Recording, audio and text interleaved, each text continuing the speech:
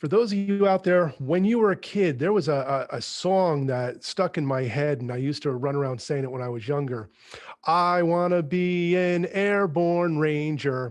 Well, that was so much fun when you were a kid, but so few people actually follow through with their dreams. I'm Dr. Jason Alviene, and this is Structurally Sound. Our guest today, he is actually an airborne ranger. His name is Dr. Tony Brooks, and he also practices structural chiropractic, which is near and dear to my heart. So this is going to be a great complement to what we both do, but then also more about what Tony does. Welcome, Tony. Yeah, thanks for having me. So Tony, tell us about your story. I mean, airborne ranger, chiropractor.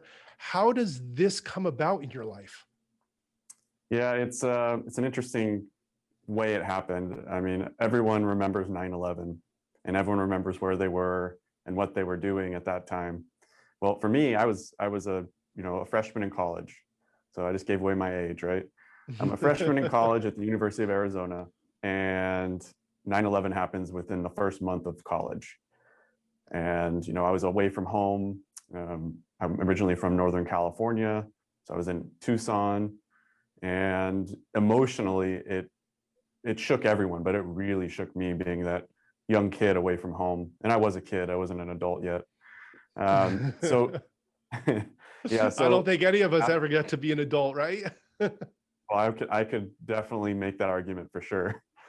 So yeah, I mean, we were first month of college, and it shook me up enough to where I got on the phone with my dad and said, "Dad, I think I'm gonna join the army." Uh, seeing the falling man out of one of the Twin Towers was an image I will never forget. It's just ingrained in my head, and it basically stayed there, and it will stay there forever. So I told my dad I'm joining the military, and my dad, being a geologist, he said, "Well, why don't you wait, think about this, and then see if that's what you really want. Don't make a snap judgment off of emotion." And this is one of the probably the few times I ever did this. I actually listened to my dad, and and I waited that full year of college, and a lot of things happened in that year. Obviously, we went to war. We had a very influential movie for me, which was Black Hawk Down, came out shortly thereafter. I And remember that movie. then at the end of my first year, there was a guy named Pat Tillman who decided to leave the NFL and become an airborne ranger. And that was the final straw for me. I knew that's what I wanted to do, and I wanted to go fight for my country. So that's kind of how I ended up as an airborne ranger. Wasn't the kid that typically would have gone that path. So very interesting chain of events there. So you jump into this. You go through the military, you become an airborne ranger. Eventually, obviously, you finish your time of service, and then you go back to being a freshman in college? No, I finished that first year, so I got to kind of jump into that second year of college, thankfully. Okay. But I did do 1 year at a community college in Southern California. It's called College of the Canyons. It's really awesome. And I excelled, and then transferred into the University of Southern California. Okay. So that's where my journey began in chiropractic, at least. Okay. So now we're obviously we're jumping here. No pun intended. Now you're going off into chiropractic. Did that time in doing service influencing you into wanting to do chiropractic, or was this something before you made the decision to be an airborne ranger? I actually didn't have that as part of my path either. It was through service that I kind of, and this is no pun intended, I fell into it, jumping out of airplanes and carrying all the weight that I carried over and over again. I had a lot of back problems when I got out. I only served one enlistment of 4 years in active duty, but when I was getting out, I was in a massive amount of pain, and that's one of the reasons why I did get out. And I could not find anyone to help me. I went to multiple orthopedic surgeons. They sent me to PT. PT was moderately successful, but I was still hurting. And I felt like, I was at 25 years old. I felt like I was 50. Like I was calling my dad, Dad, does your back hurt every day? And he said, no. So that's kind of how my wife actually forced me to go to a chiropractor against my will.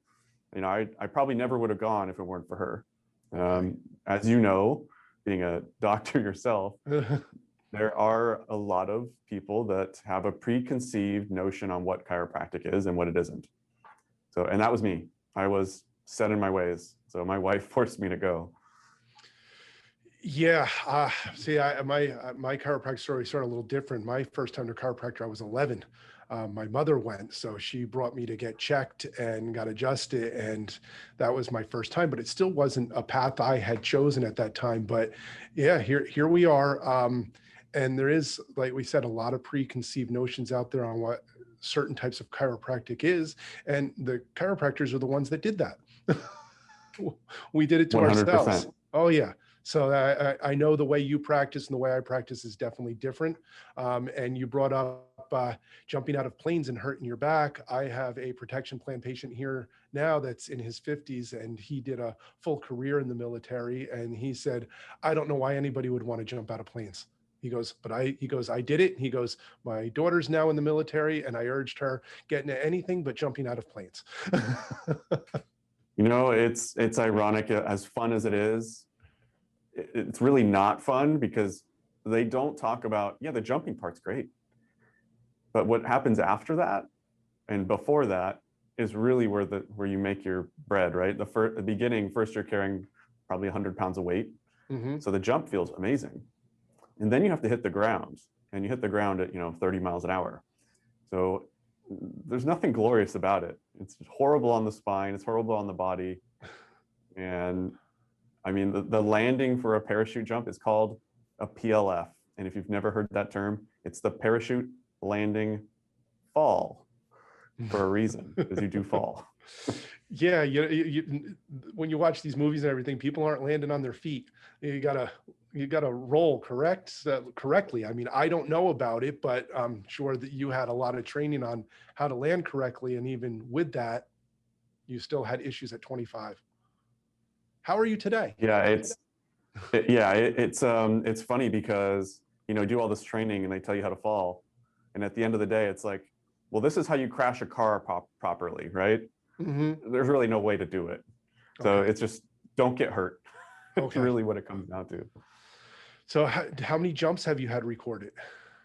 I was right around 50 jumps total. Uh-huh. I had some extras that I did towards the end of my time as an airborne ranger that I did for fun. Mm-hmm. Again, because I knew I was getting out. So I did a whole bunch on one day. Okay. So really it's probably around 40. Okay.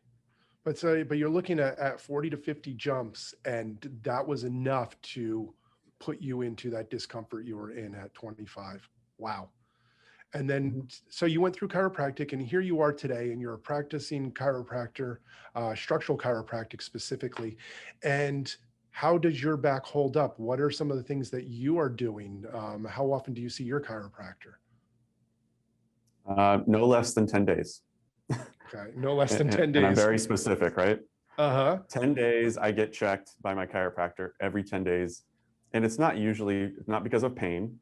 It's because something is not right.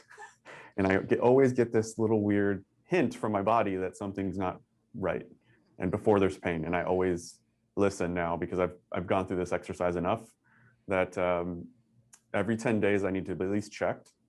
Exercising regularly is extremely important. Strength training. I'm a big advocate for strength training. Some of the exercises that you can hurt yourself the most in are usually some of the best ones also if done properly. So I mean, one is like the deadlift. It's very dangerous for the low back if done incorrectly. Mm-hmm. But when done properly, it's extremely helpful. So, I found that, lightening the weights is always a good thing. Doing more reps is always a good thing. All right. So your practice, structural chiropractic. Mm-hmm. With that being said, give us an idea on what it's like for a new patient to come to your office, and what's the experience that you want them to get out of that. Yeah, I always treat patients with the assumption that they've never seen anyone like me. So I go through step-by-step process of explaining everything that I do, showing them the ropes, giving them ample opportunity to ask questions, and really flooding them with as much education as I can in a way that's logical and it flows well. One that's not, all medical jargon, one that's not forcing them to do anything. It's giving them the tools to make the right decision for themselves.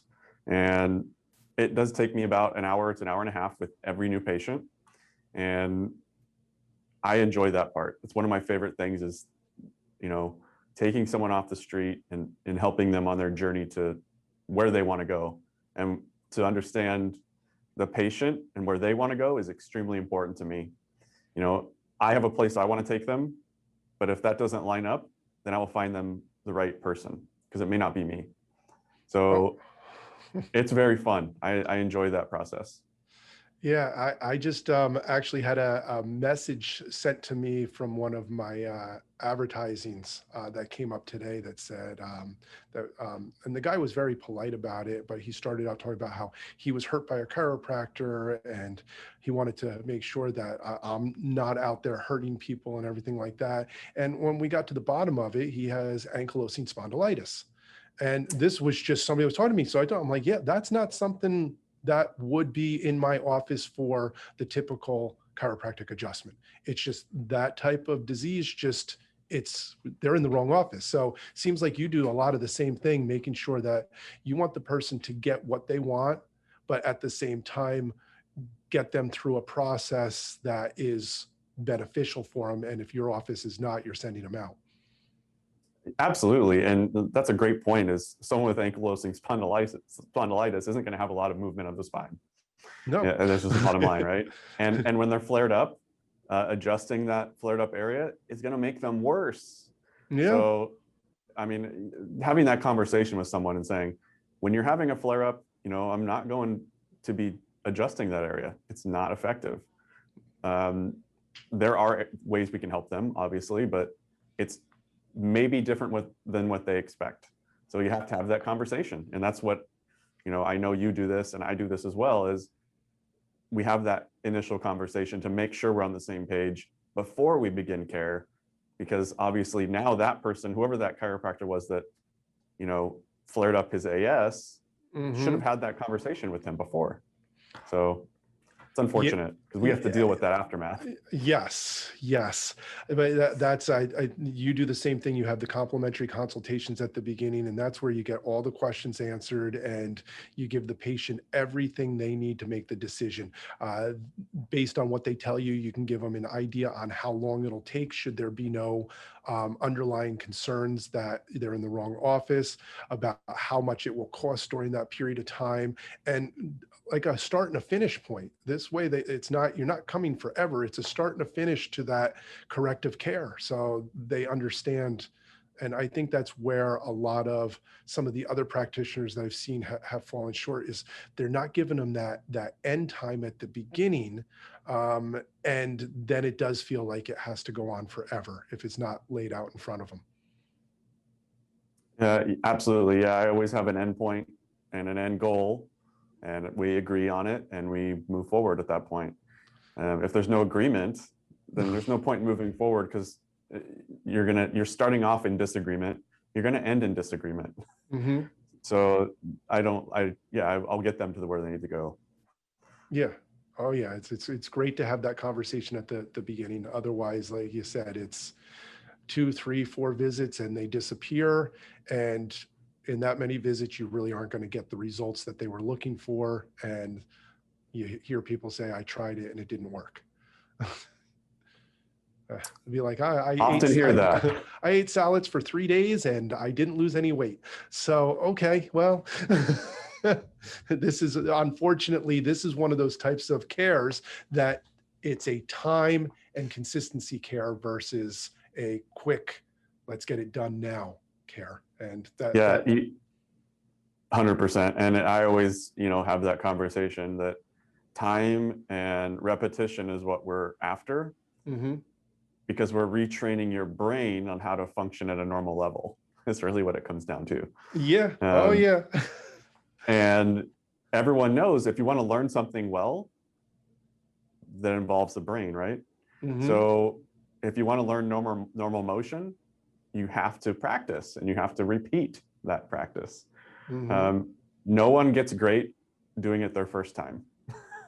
No, I know that from golf. Yes. So now you have this person that they come through, they go through their exam, they get all their recommendations as far as what you're offering for care. Now, once they get these recommendations and they come to see you on that regular basis, about how long is an appointment in your office once they're I on mean, a care plan? most people get in and out of my office fairly fast. I would say the people who really take a lot of time and do all of the exercises as prescribed, it should take about 15 minutes total. Okay. But most people are out in 10 because people like to get in and out. They have their busy lives. I live in a very tech focused area, Mm-hmm. and time is everything to them. So we Yeah, have to be quick. I usually tell my patients that from the time they walk in the door to the time they leave, about 20 minutes. This way they know when they come in, they sign in, they might have a moment in the waiting room, they go in, they do the therapy care that we recommended, they finish it off with the type of adjustment that's appropriate for them, and then they're on their way. So yeah, You it's got it. this way, if they're out faster, they're even happier. So yeah, sounds like a lot. Like I said, we're working along the same lines. But yeah, I mean, 10 minutes, 15 minutes, 20 minutes. If you start spending any more time with that and you need somebody to come a few times a week, it takes a lot. It really takes a lot. And if you can get the same type of consistency and correction in a faster time while they're in there, I don't blame you. I would do it too. Yeah, no, it's all about the repetition over a period of time. That's really what it comes down to. And you know this. So it doesn't matter if it's 8 minutes or 12 minutes or 16 minutes. Mm-hmm. As long as they're there, consistently, they're going to do just fine. All right. So we're gonna move off of chiropractic for a moment here because I really want to get into the book that you just published and is about ready to launch. Yeah, so my book, Leave No Man Behind, comes out August 10th. It'll be in stores everywhere. It's about the Mm-hmm. rescue of Marcus Luttrell, who was the subject of the movie The Lone Survivor, starring Mark Wahlberg. So if you've ever seen the movie, it's a great movie.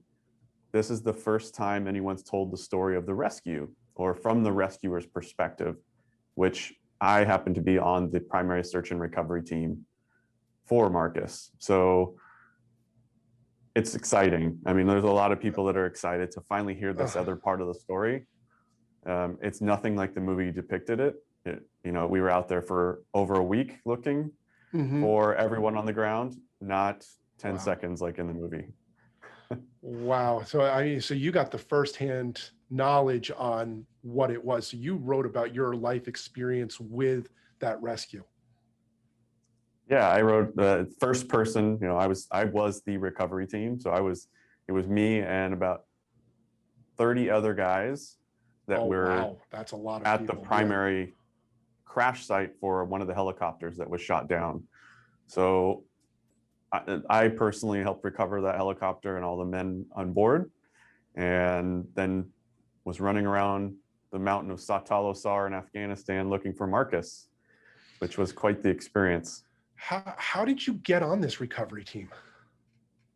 In the special operations world, there's a lot of different people that respond based on the mission type. Well, this was a mission gone bad. And the United States military, when missions go bad, they kind of send in one of the larger forces that's responsible for cleaning up the enemy, so to speak. Mm-hmm. And in the United States military, the 75th Ranger Regiment is one of the hardest hitting forces we have. And I was a member of the 75th Ranger Regiment. So they sent us in after we lost a Chinook helicopter that was shot down. Mm. So that's how I ended up there. Wow. I know it's going to be in your book, but what type of feelings did you have going through it? What type of feelings do you get now, knowing that you went through that? It's still a little surreal, actually, looking back on it all. When you train as hard as we did in the 75th Ranger Regiment, you are very much expert. So when you have a mission or a task, you just get it done. No questions asked, you do it. And when it involves your own men, nothing's going to stop you. Human willpower overpowers all the emotions that could hit you. And yes, we had emotions. Yes, it was awful. But at the end of the day, I looked at the guys that we were going to recover and said, that easily could have been me. That's a fellow American. And to us, anyone who's wearing the flag on their shoulder, the American flag, we are going to risk our lives to help you out because you'll do the same for us. It's a very different mindset than most people ever experience. Mm-hmm. But looking back, obviously I had a lot more emotions than I realized, but most of it actually came out when I was writing. I realized, man, at that moment, I was really scared. At the time, I didn't think I was scared. I thought I was just anxious or ready to fight. Mm-hmm. But no, there was fear there. And coming to that realization of how scary some of that stuff actually is kind of a good exercise for people to go through when you've had a traumatic experience. I feel like I learned more on that one mission than I learned in 4 years of college, because I learned about me as a human, not Mm-hmm. just materials and books. I learned the limits of the human body and the mind. So, having these experiences isn't always a bad thing. No. So I see a lot of VA patients here in my practice because we got some VA hospitals really close to my office. And correct me if I'm wrong here, but one of the things that I've noticed is somebody that has been in the military, they've had to trust the people around them with their life. Even if they didn't like them, there was still that trust, knowing that we have to have each other's back. And then you come back out into society and out of the military and working for a corporation or working for somebody, nobody has your back. And you feel like you're alone, from what I've gathered from that. Correct me, am I wrong? Am I on the right lines thinking that coming back into society is a hard transition because you don't have that camaraderie like you do in the military? Yeah, and I would say this to obviously any veteran that's watching: getting that camaraderie again, you may never find it, but that's okay. It's just you can't expect to have that when it's not life or death situation. It's just not something that the human body and the human society allows. But yes, it's a very difficult transition, going from, yeah, even if I didn't like that guy, I know he would die to try to help me, and I would do the same for him. Mm-hmm. When you get in the workforce, that's never going to be the case. Aside from like first responders, people that are in those life or death situations. So I 100% felt the same way. And I actually kind of talk about this in my book.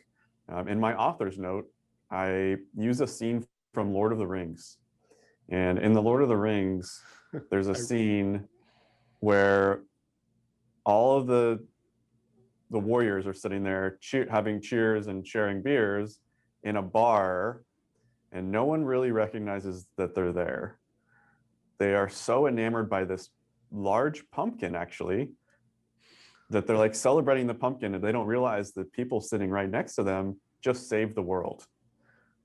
But the guys that saved the world, they understand it. Mm-hmm. So what I would say, to come back to that topic, I would say to veterans, I would say, you got to seek other veterans and you got to have them in your circle. You won't have that same connection elsewhere. You just have to recognize that. It's tough.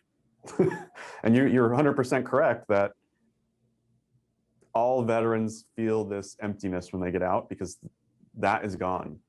It's dog eat dog world. Mm-hmm. Yeah, I mean, It's tough. There's a lot that I think society can learn from the way the people in military have to really kind of bond together.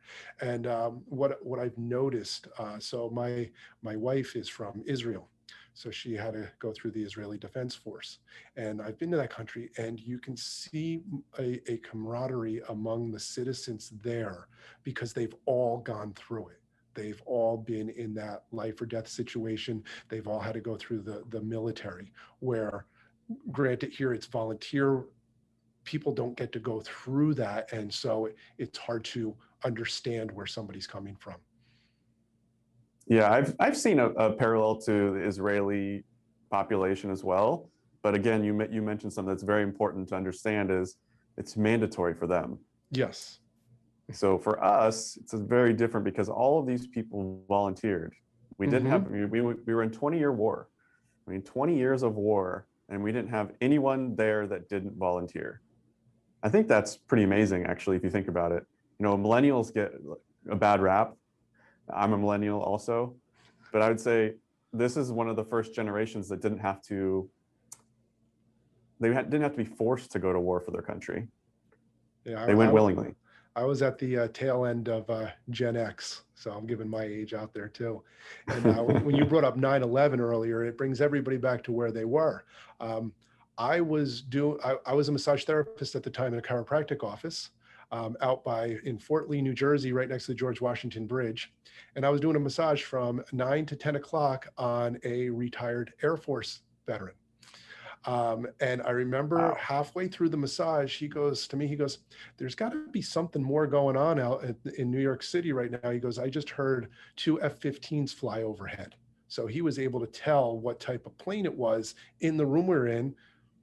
And we finished the massage. We came out and there it is, 10:15, and everybody in the office is staring at the TV, and the towers had already pretty much come down. And what did I do during that hour? I gave somebody a massage. Completely in a different world. It's unbelievable how you went from that moment of helping that one person to like, oh my God. Yeah. A war just happened and I was in there. Yeah. Know? Oh yeah. Very, very interesting. All right. So tell everybody out there where you can be found for your chiropractic office, and then tell us about how to get a hold of your book. Yeah, I think the best way to ever get a hold of me is my own personal website, which is drtonybrooks.com or drtonybrooks.com. And to find my book, you can find it essentially at any bookstore. Obviously, Amazon.com, BarnesandNoble.com are great resources, but don't forget your local bookstores. They've been really hit hard, and I would love for them to sell lots of my book.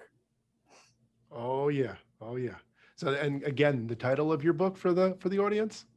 Yeah. So the title of the book is Leave No Man Behind.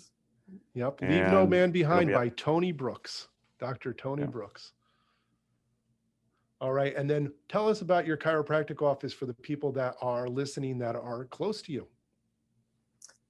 Yeah. So we are in Redmond, Washington, and it's Structural Chiropractic. We currently are a very busy practice. But if you call or reach out to our office, we can always find a time for you to come in within the next month or so. Okay, great. Thank you.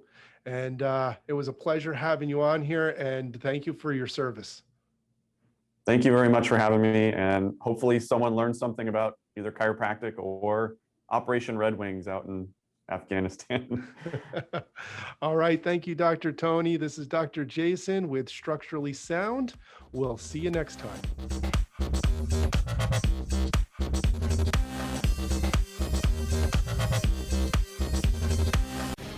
The opinions expressed on this program are those of the guests and hosts and do not necessarily reflect those of webmasterradio.fm's management or sponsors. Any rebroadcast or redistribution without authorized consent of webmasterradio.fm is prohibited.